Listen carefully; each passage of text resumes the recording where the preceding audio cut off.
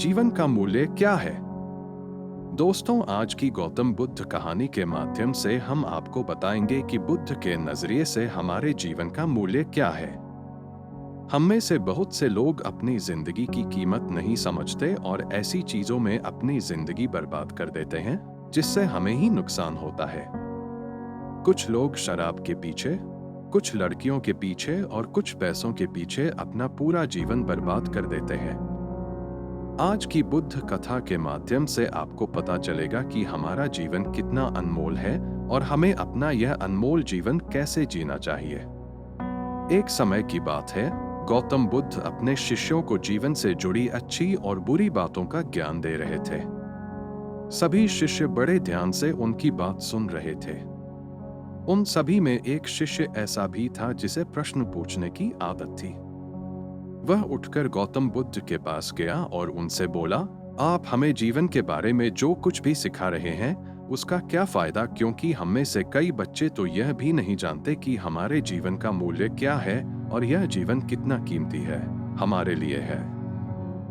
पहले कृपया हमें बताएं कि इस जीवन का मूल्य क्या है। बुद्ध ने अपने शिष्य की बात सुनकर अपने कमरे में जाकर पत्थर का एक चमकता हुआ टुकड़ा ले आया। मैं तुम्हें इस जीवन का मूल्य तब बताऊंगा जब तुम्हें इस पत्थर का सही मूल्य पता चलेगा, उन्होंने कहा और टुकड़ा अपने शिष्य को दे दिया। आप भी इस पत्थर के टुकड़े को किसी को नहीं बेचे। शिष्य गौतम बुद्ध की बात मानकर बाजार की ओर चले गए। उसने पहले बाजार में एक फल विक्रेता को देखा और उसे एक पत्थर दिखाकर पूछा, इस पत्थर के बदले तुम मुझे कितने फल दे सकते हो?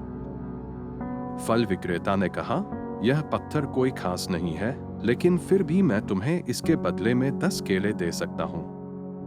वह शिष्य उस पत्थर को लेकर आगे बढ़ गया। तभी उनकी मुलाकात एक सब्जी बेचने वाले से हुई। शिष्य ने सब्जी विक्रेता से पत्थर की कीमत पूछी।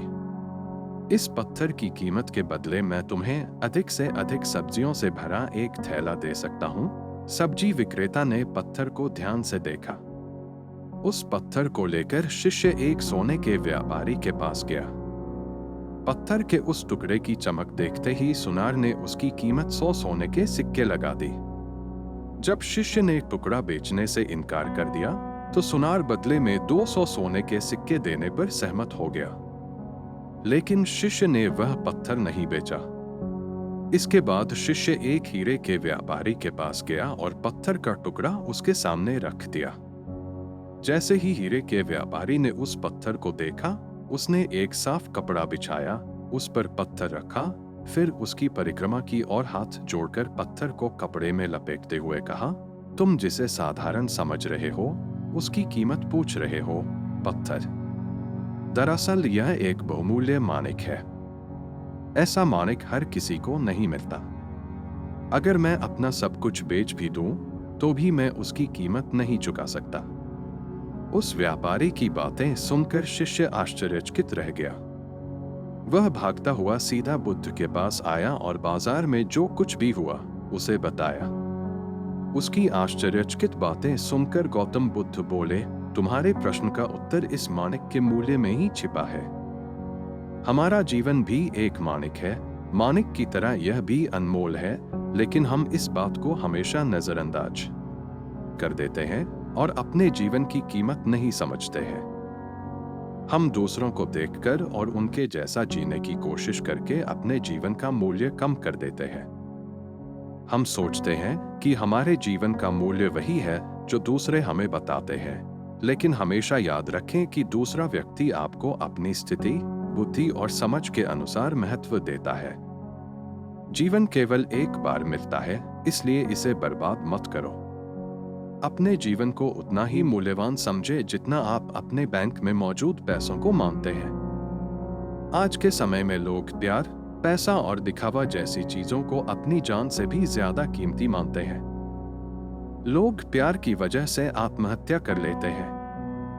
पैसे के नाम पर वो ऐसे काम करने लगते हैं जिससे उनकी जिंदगी बर्बाद हो जाती है।